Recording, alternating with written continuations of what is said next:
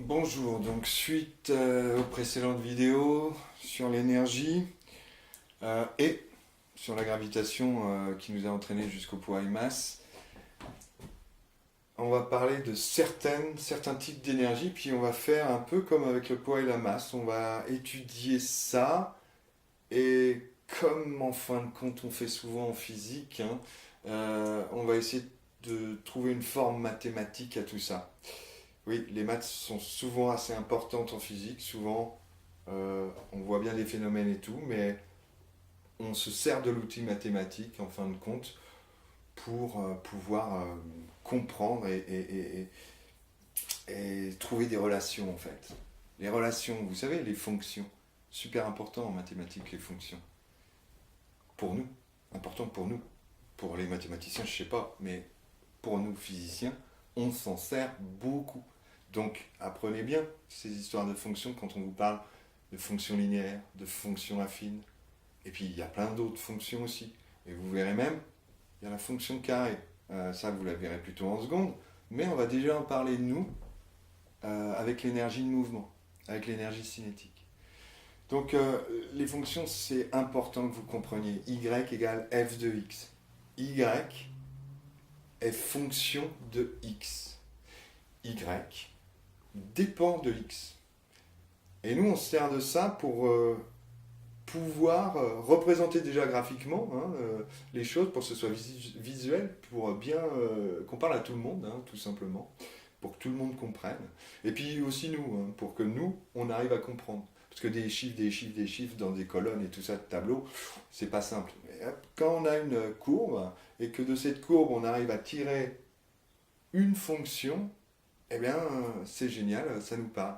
Alors c'est vrai que nous, on part de l'expérience, donc on a la courbe avec les points, les mesures, les points, et ensuite on détermine, grâce aux ordinateurs, vous en faites pas, après c'est les ordi qui font, on détermine une allure de courbe, et donc une fonction possible. En maths, souvent, vous allez faire le contraire, vous avez la fonction y égale f de x, y égale, je ne sais pas, 3x, et de ça, vous allez tracer la courbe. Nous, on fait le contraire. On a la courbe et on essaie de trouver la fonction. Mais ça, c'est quand vous êtes un peu dans les plus hautes classes, vous en faites pas. Mais il faut justement bien maîtriser ces histoires de fonctions dans un sens pour pouvoir aller dans l'autre. En maths, il faut connaître les deux sens. À vous, là-dessus, de bosser vos maths. Donc, l'énergie. L'énergie, aujourd'hui, énergie de position. Alors, j'ai fait une tâche complexe avec mes élèves qui... alors, je vous la fais très court. C'était une histoire de mouettes, quelqu'un qui s'apercevait que les mouettes, en fin de compte, pour manger des mollusques, des coquillages, elles avaient une tendance à prendre le coquillage et puis à le lâcher sur les rochers d'une certaine hauteur. Et puis en regardant bien, on s'apercevait que elle ne le lâchait pas toujours de la même hauteur, ce coquillage. Bon, en gros, son but était de casser le coquillage pour manger ce qu'il y avait à l'intérieur. Et donc de le lâcher sur les rochers, boum, voilà. Et donc elle faisait varier la hauteur, et on s'apercevait aussi que suivant la grosseur du coquillage, donc suivant la masse, le poids de ce coquillage, eh bien elle n'allait pas spécialement, elle variait aussi. C'est-à-dire quand c'était un gros coquillage, bah, elle n'avait pas besoin, elle ne se sentait pas besoin d'aller très haut, et puis quand c'était un petit coquillage, elle montait très haut. Bon, ça c'était un peu l'histoire de la tâche complexe. Effectivement, c'est vrai, vous voyez souvent des oiseaux, des mouettes qui font ça pour casser les coquillages, ça c'est vrai. Et par expérience, en fin de compte, en regardant les parents, papa mouette et maman mouette, en fin de compte, elles ont appris que voilà, elles n'allaient pas monter très haut quand elles avaient un gros truc, c'était pas nécessaire, d'accord. Et donc ça interpelle, et on s'est posé une question scientifique par rapport à ça. On s'est dit, tiens, suivant où je mets mon coquillage, il a l'air de posséder une certaine énergie. Pourquoi il a une certaine énergie? C'est que quand je le laisse tomber, et vous savez, l'énergie se conserve. Donc arrivé en bas sur le rocher, il y a une énergie qui est là, qui est la même. En bas ou en haut, ça va être la même. Mais cette énergie en bas, elle permet de casser le coquillage. Donc une grosse énergie qui casse le coquillage. Une énergie qu'on pourrait appeler une énergie d'impact. D'accord? Cette énergie d'impact serait la même, en fin de compte, que l'énergie de position. L'énergie de position du coquillage avant qu'on le lâche. Avant que la mouette le lâche. Et je vous ai dit aussi, dans une autre vidéo, que l'énergie, le problème, c'est qu'il n'y a pas d'appareil de mesure comme ça, pour voir, ah tiens, ça fait tant de joules, ça. Non, il faut qu'on mesure l'effet. Donc l'idée, c'était de regarder les effets de cette énergie. Et quand on voit une mouette avec un coquillage, on ne voit pas bien l'effet de cette énergie. Par contre, du moment qu'elle le laisse tomber et qu'il se casse, là, on va pouvoir regarder l'effet de cette énergie et donc mesurer peut-être cette énergie. Donc la question qu'on s'est posée en voyant la mouette, du moins en imaginant cette mouette avec son gros coquillage qui allait à des hauteurs différentes, on s'est dit mais cette énergie de position, l'énergie que la chose qu'elle lâche possède avant d'être lâchée, est-ce que ça ne dépendrait pas du poids? Alors pourquoi le poids plutôt que la masse? On se dit qu'il tombe, donc il tombe par là, il est attiré vers le centre de la Terre, donc hop, on pense plutôt au poids plus que la masse. Mais bon. Et ça dépend, ça a l'air de dépendre aussi de la hauteur. Donc on s'est posé une question, est-ce que EP, est-ce que ça dépend de paramètres? D'accord? De paramètres. Qu'est-ce que c'est qu'un paramètre? Un paramètre, c'est ce qui varie. Les paramètres de votre portable, l'autonomie par exemple, si on prend l'autonomie de votre batterie, d'accord, va dépendre des paramètres que vous allez faire varier. Luminosité, vous branchez le Wi-Fi, etc. etc. D'accord? Ça dépend de plusieurs paramètres. Vous pouvez vous amuser à savoir quel est le paramètre qui vous mange le plus de batterie. Hein, c'est possible. Et d'ailleurs, en pensant à ça, pour pouvoir voir quel est le paramètre qui bouffe le plus de batterie, la seule façon que vous ayez, c'est pas de faire bouger tous les paramètres d'un coup. Non. Vous êtes obligé de fixer tous les paramètres sauf un. Par exemple, la luminosité. Puis vous regardez, vous faites des tests. Ou alors vous fixez la luminosité, puis vous regardez Wi-Fi on, Wi-Fi off. En gros, on fait pareil en physique. Quand on fait une expérience, on regarde tous les paramètres qu'il y a, on se pose déjà la question de savoir s'il y en a qui varient, et donc parce que c'est ça un paramètre, c'est une grandeur physique qui varie, on regarde des trucs qui varient, puis ça, voilà. Et ensuite on les fixe tous, on fixe tous les paramètres, sauf un qu'on va faire varier. C'est ça le principe. Pour savoir son influence sur la grandeur physique étudiée, eh ben, on fixe tous les paramètres, sauf un, et puis on le fait varier. Donc là, on s'était demandé déjà à poser la question de quels sont les paramètres. Notre hypothèse, c'est-à-dire la réponse possible, on s'est dit, l'énergie de position, ça semble dépendre, ça semble être fonction du poids et de la masse. Pardon, n'importe quoi, du poids et de la hauteur. Hop. Voilà, ça, on s'est dit ça. Donc en fait, on a créé deux expériences. Encore une fois, avec ce fameux principe. Pourquoi deux expériences? Parce que si je fais varier le poids et la hauteur en même temps, alors la mouette, elle le fait, hein, mais c'est instinctif. C'est pas que c'est instinctif, c'est qu'elle a vu ses parents faire. Elle sait, en gros, grosso modo, voilà, ce qu'elle doit faire. Donc elle fait pas de physique, elle fait pas d'expérience. Elle le fait pour manger. D'accord? Donc elle va pas s'amuser à tracer des courbes et tout ça, et prendre des mesures. Ça n'a pas d'intérêt. Donc elle fait varier les deux en même temps par expérience. C'est empirique pour elle. Nous, on cherche une relation, en fin de compte, entre l'énergie de position et le poids et la hauteur. Donc, deux expériences. Première expérience. Dans cette expérience, alors première expérience 1, on va essayer de voir l'énergie de position en fonction de la hauteur. Je m'explique. Je fais varier la hauteur pour un objet énergie de position d'un objet de masse fixe.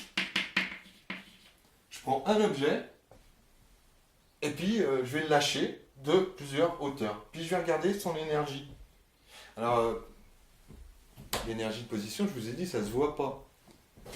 Donc, je me sers de la première loi de la thermodynamique qui dit que l'énergie de position, logiquement, c'est, vu que ça se conserve, l'énergie, c'est la même que l'énergie d'impact. Alors, pareil, vous allez me dire, l'énergie d'impact, ça ne se voit pas non plus. Non, on ne voit pas l'énergie d'impact, mais on voit l'effet. Et donc, on se dit, tiens, on va prendre un tas de sable, un petit tas de sable, et puis on va lâcher une bille de hauteur différente. Donc, la bille, toujours la même, hein, masse fixe. Et puis, on va mesurer l'effet. Alors, mesurer l'effet, certains ont pris le trou que ça faisait, la hauteur du trou, d'autres le diamètre du cratère, et puis certains, et c'est ça qui a mieux marché, le jet de sable qu'il pouvait y avoir. Et puis, en excluant tous les grains de sable qui étaient vraiment isolés un peu n'importe où, on prenait la zone où il y avait le plus de sable, on mesurait, et ça nous a donné véritablement des bonnes mesures. Donc, en fait, pour étudier ça, eh bien, on a pris des mesures et donc on a pris un objet, une bille, avec une hauteur en centimètres, et puis on a mesuré l'effet, alors au choix, hein, mais l'effet, et je vais mettre de l'énergie de position.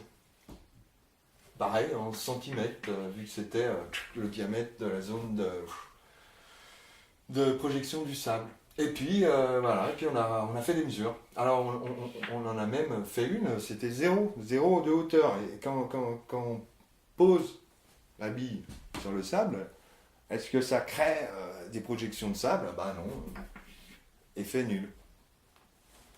On sait que la courbe, elle va passer par l'origine du repère. Et puis, si on est malin et qu'on est en troisième, on se dit, bon, j'ai pas vu grand-chose qui passe par l'origine du repère. Tuc, tuc. Et vous pouvez faire tilt si vous voulez.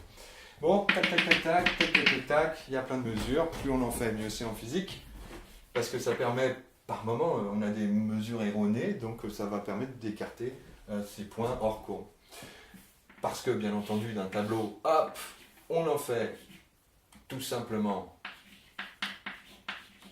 une courbe, représentation graphique de ce tableau. Tac, tac, tac. Ici, on a la hauteur. Encore une fois, unité de mesure, le nom sur les axes, un petit titre, un 0, et puis tac, tac, tac, tac, voilà, ça a donné en gros ça, puis des fois, il y a des gens qui avaient ça, il y a un point en dehors là. Bah, ce point en dehors, c'est pas grave, vous l'excluez, c'est une erreur, c'est juste une erreur. Souvent, ceux qui sont n'importe comment, ça veut dire que vous avez mal lu la mesure ou ce genre de choses. Bon, et là, on s'apercevait. Alors, plus ou moins, hein, tac tac, on s'apercevait qu'on obtenait une fonction linéaire, d'accord, une proportionnalité, ça c'est preuve qu'il y a proportionnalité, et on se disait, on en concluait, on interprétait que l'énergie de position est proportionnelle à la hauteur du lâcher de l'objet. De la même manière, on a fait une autre expérience, l'expérience 2, et je vais aller beaucoup plus vite quand même, qui était que on faisait non plus varier la hauteur, mais on la fixait, hauteur fixe, et on faisait varier le poids des objets. Alors on les prenait, pour faire varier le poids, on a pris une balle de ping-pong, une bille, tous ayant la même forme quand même, parce que sans ça, ça ne va pas fonctionner. Et tac, tac, tac, tac, tac, tac, on a fait un tableau, on a mesuré l'effet, on a fait une courbe, et on en a déduit que l'énergie de position, alors il m'arrive des fois, était proportionnelle, tac, tac, au poids. On pourrait s'amuser à mesurer le coefficient de proportionnalité. On va pas le faire. Des fois, je parle d'énergie potentielle pour énergie de position. Avant, l'énergie potentielle, on l'appelait l'énergie potentielle de pesanteur. Potentiel, le pouvoir de la pesanteur, potentiel de pesanteur. Maintenant, on l'appelle l'énergie de position, parce que à ce qui paraît, c'est plus simple, voilà, à comprendre. Mais bon, quelqu'un peut vous parler de l'énergie potentielle. Ça montre la potentialité Je vous ai parlé de l'énergie, c'est la capacité d'un corps à se mettre en mouvement, par exemple. Et bien, si je mets ma craie ici, potentiellement, elle est capable de se mettre en mouvement, il suffit que je la lâche. D'accord? Et donc, ça, c'est ce qu'on a pu faire en labo. Et ensuite, ben, moi, vu qu'il ne pouvait pas aller plus loin, j'ai sorti ma petite formule que, en fait, de ça, on peut déduire que l'énergie de position est égale à poids fois hauteur, P fois H. Et en fait, on pourrait l'écrire, et on l'écrit, et on le retient comme ça. mgh. Masse fois intensité de pesanteur de là où on est, fois hauteur. C'est intéressant de voir ça aussi. Si vous êtes avec Thomas Pesquet là, dans l'espace, ce que je disais tout à l'heure à mes élèves, vous êtes dans la station orbitale, vous êtes en A pesanteur, d'accord? Et si vous lâchez votre craie, même s'ils n'ont pas de craie, ça fait des miettes, si vous lâchez votre craie, elle ne va pas bouger, d'accord? Elle va rester là parce qu'elle est attirée par rien. Il n'y a pas de gravité. La gravitation, l'intensité de pesanteur est nulle. On peut constater donc maintenant que son énergie de position dans la station spatiale orbitale, là, eh ben, elle est égale à zéro. Non pas parce que ma craie possède plus de masse, si, elle possède une masse. Wow, la hauteur, on pourrait dire, c'est par rapport au sol, vaguement, ouais, on pourrait dire ça, donc ok, il y a une hauteur, mais étant donné qu'il n'y a pas d'intensité de pesanteur, on est en A pesanteur, G égale 0. Donc son énergie de position est nulle. D'accord? Si je la pousse, je lui donne une énergie cinétique. Mais il n'y a pas d'énergie de position. Ok? Une chose, et je m'arrête là pour cette énergie de position. L'énergie de position, c'est en joules, d'accord? On peut s'amuser, je vais effacer ça en demi-seconde, ça va pas être clair, mais on peut, juste parce que j'ai vu que ça posait juste un petit peu des problèmes. J'ai dit, prenons un stylo ou prenons une craie, je sais pas, ça fait, on va dire 5 grammes. Donc la masse de ma craie, c'est 5 grammes.